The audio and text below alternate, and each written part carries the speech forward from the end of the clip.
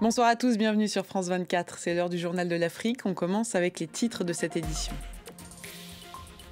Au moins 10 soldats nigériens tués et 15 blessés. C'est le bilan de cette double attaque djihadiste dans l'ouest du Niger. 41 assaillants auraient été tués d'après le ministère nigérien de la Défense. À 3 semaines de l'afro-basket féminin en Côte d'Ivoire, les équipes s'entraînent. Le stage des Sénégalaises est organisé à Sali alors qu'elles devaient au départ s'entraîner aux États-Unis.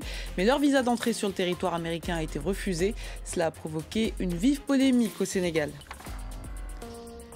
Et puis nous vous emmènerons en Afrique du Sud, un pays devenu l'un des piliers de la création des influenceurs virtuels, un secteur qui pose certains problèmes éthiques. Reportage à suivre dans cette édition.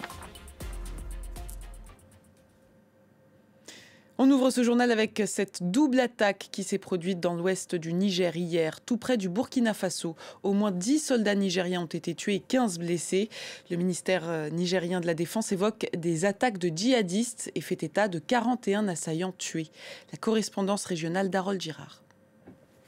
Les deux attaques ont eu lieu dans les zones des villages de Samira et de Bouloundjouga, deux localités du département de Goté, la même où se déroulent depuis plusieurs années maintenant deux opérations militaires antiterroristes d'ampleur. Le ministère de la Défense du Niger a annoncé via un communiqué que malgré qu'il regrette l'assassinat de 10 de ses soldats, la réponse à ces groupes armés a été ferme puisque selon ce même communiqué, au moins 40 terroristes ont été à leur tour tués par les forces armées nigériennes après ces affrontements. Et dans le même temps, une traque aérienne et terrestre a été lancée par l'armée du Niger à l'encontre de ces groupes.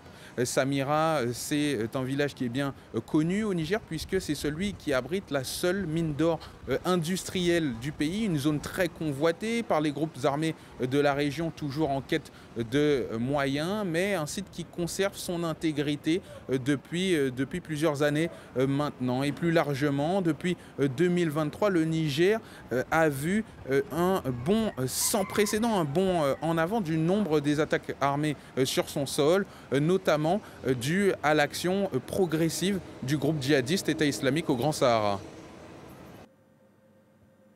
La date de l'élection présidentielle en Côte d'Ivoire approche à grands pas et le climat politique se tend. Dans ce contexte, la CEDEAO est venue conclure une mission de 5 jours dans le pays. Le président sortant Alassane Ouattara n'a toujours pas confirmé s'il comptait briguer un nouveau mandat. On écoute les précisions de notre correspondante à Abidjan, Makamara. 5 jours d'échanges, une dizaine de rencontres entre les autorités, les partis politiques et la société civile. L'objectif de la CEDEAO, évaluer la situation à 4 mois de la présidentielle en Côte d'Ivoire. L'opposition maintient ses exigences, à savoir la réintégration de certains leaders sur la liste électorale, la révision du fichier et le retrait du président Alassane Ouattara, dont la possible candidature reste une source de tension. Elle le reproche de vouloir également briguer un 4e mandat. Du côté du parti au pouvoir, on estime qu'il s'agirait en réalité d'un 2e mandat dans le cadre de la Deuxième République entamée après l'adoption de la nouvelle constitution en 2020. Une candidature qui serait donc, selon eux, conforme à la loi. Le RAJP rejette par ailleurs toute modification du calendrier électoral. Le rapport de mission de la CEDEAO sera transmis à la Commission, puis présenté au chef d'État de la région. Les différents partis disent vouloir le dialogue, mais sur le terrain, les positions restent figées. Personne ne veut céder. Quant à la CEDEAO, déjà affaiblie par le retrait des pays de l'AES, dispose de peu de marge de manœuvre. L'envoi d'un médiateur dans les prochains jours n'est pas exclu à ce stade. Le Maroc, toujours frappé par la canicule, des records mensuels de température ont été enregistrés dans plusieurs villes. Des températures parfois supérieures de plus de 10 degrés aux moyennes saisonnières. C'est le cas par exemple à Fès, dans le nord du pays. Écoutez le récit de Nina Masson. 45 degrés sur le bitume de Fès, dans le nord du Maroc. Une température caniculaire face à laquelle chacun a sa solution. On est tous venus à la piscine parce qu'on a trop chaud et aussi pour profiter de l'été. Piscine pour les plus petits, ruée sur les climatiseurs pour les plus grands. On achète ce qu'on peut avec nos moyens, rien de plus, rien de moins. Ici, comme dans toutes les grandes villes, les magasins signalent une forte augmentation de la demande et parfois même des ruptures de stock. La demande n'a jamais été aussi forte. Nous disposons d'un large choix de climatiseurs, avec des marques internationales, mais aussi des marques locales à des prix abordables. Et nous en sommes fiers. Au Maroc, la hausse des températures s'accompagne d'un phénomène bien connu des météorologues, le chergui, un vent oriental sec et chaud qui accentue la sensation de chaleur. Une canicule hors norme par son étendue dans le pays. Dans plusieurs régions, les températures ont dépassé de 10 degrés les moyennes saisonnières, avec un pic à 46,4 degrés fin juin à Ben Guerir, dans le centre du pays. Dans le reste de l'actualité, cette décision de Boualem Sansal qui renonce à se pourvoir en cassation. L'écrivain franco-algérien a été condamné en appel à 5 ans de prison pour ses prises de position critiques à l'égard du pouvoir algérien. Sa famille espérait une grâce présidentielle. Il n'en est rien, puisque le chef de l'État algérien n'a pas ajouté le nom de Boualem Sansal à la liste des milliers de condamnés graciés pour la fête de l'indépendance. Il existe désormais un parti politique de plus au Gabon et ce parti, il s'appelle l'Union démocratique des bâtisseurs. Il a été lancé par le président Brice Clotaire Oligui Nguema. Son assemblée générale constitutive se tenait aujourd'hui au Palais des Sports de Libreville. Le premier test est prévu en septembre prochain lors des élections législatives. Et puis coup d'envoi ce soir de la Coupe d'Afrique des Nations féminines au Maroc. Le Maroc qui affronte en ce moment la Zambie pour ce premier match de cette 15e édition. 12 nations espèrent remporter ce titre. Elles sont réparties en 3 groupes. La compétition va se dérouler jusqu'au 26 juillet.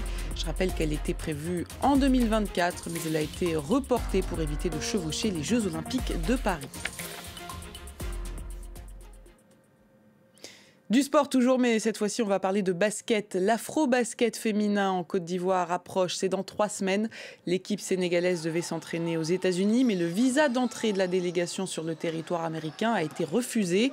Leur stage a donc finalement lieu au Sénégal, à Saly, à une centaine de kilomètres au sud de Dakar. Notre correspondant Elimane Dao était présent tout à l'heure à l'entraînement de l'équipe. Écoutez son compte-rendu. Les Lions sénégalaises du basketball en train de s'entraîner juste derrière moi, ici à Saly, au sud de Dakar. La Fédération sénégalaise de basketball a dû se rabattre sur ce centre d'entraînement de la NBA Academy après le refus de visa à la délégation sénégalaise qui devait s'entraîner initialement aux États-Unis. Après plusieurs jours de huis clos, l'entraînement a été pour la première fois ouvert à la presse.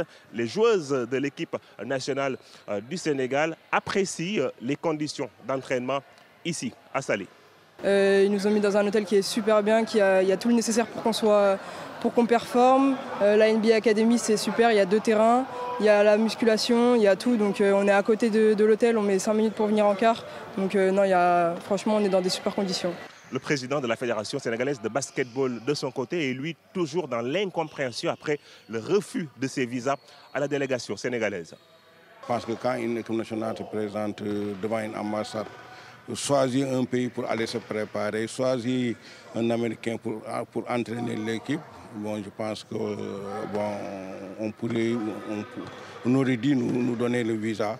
Bon, malheureusement, ça n'a pas été fait et le gouvernement en a tiré les conséquences. L'équipe du Sénégal de basketball est la formation la plus titrée dans l'histoire de l'afro-basket féminin avec 11 titres remportés. Mais cela fait 4 éditions que les Lions butent sur le Nigeria, les Super Falcons qui ont remporté les 4 dernières éditions de ce tournoi. L'objectif de cette année, selon la fédération et l'équipe, est de renouer avec le titre continental. On part maintenant en Afrique du Sud, un pays en train de devenir le principal centre de création des influenceurs virtuels. Ce sont des personnages créés par l'intelligence artificielle. Ils travaillent pour des marques en tant que modèles et ambassadeurs. Vous allez le voir, cela pose certains problèmes éthiques. Regardez ce reportage de Caroline Dumais, Tom Canetti et Stéphane Carstens. Hey France 24, Salut France 24, je m'appelle Kim Zulu. Je suis la première influenceuse virtuelle d'Afrique du Sud. Ce que j'aime faire, j'ai mon blog de mode sur TikTok et je suis dans tout ce qui touche à la mode et à la beauté. Kim a 25 ans. Elle a été créée grâce à l'intelligence artificielle. Sur les réseaux sociaux, ses comptes attirent des milliers d'abonnés. Comme elle est populaire, on l'emploie pour des campagnes de publicité. En 2022, elle prêtait son image à la marque Puma et c'est réussi pour le directeur marketing dont l'objectif était de cibler la jeunesse des réseaux. Voilà la chaussure qui a été digitalisée. Vraiment, ils l'ont fait très bien, très cool. Regardez, là, elle porte la chaussure. Enfin, on a mis plein de chaussures sur l'écran. On s'adresse aux humains au final. On est humain. On met toujours les humains en premier, même si la technologie est là et que c'est le sens de l'histoire. Il faut l'entendre. Quand vous êtes dans le marketing, il faut suivre les tendances. Ce marché des influenceurs virtuels est estimé à 5 milliards d'euros. Mais rares sont ceux qui réalisent que ces supports publicitaires ne sont pas réels. C'est complètement artificiel. Impossible de savoir que ce personnage n'existe pas. C'est effrayant, vraiment effrayant. C'est vraiment réaliste. Je n'aurais jamais pu imaginer que ce n'est pas réel si vous ne m'aviez pas dit que c'était de l'intelligence artificielle. On devrait utiliser l'IA pour des choses bien plus importantes, comme aider les gens dans le monde qui ont des vrais problèmes. Parce que franchement, il y a plein de gens compétents dans ce monde qui peuvent parler de maquillage et de vêtements. Et pourtant, en Afrique du Sud, ça marche. Voilà la petite sœur de Kim. Elle s'appelle Tabi pour la vie. C'est la fin de ce journal. Merci de l'avoir suivi. L'information continue sur France 24.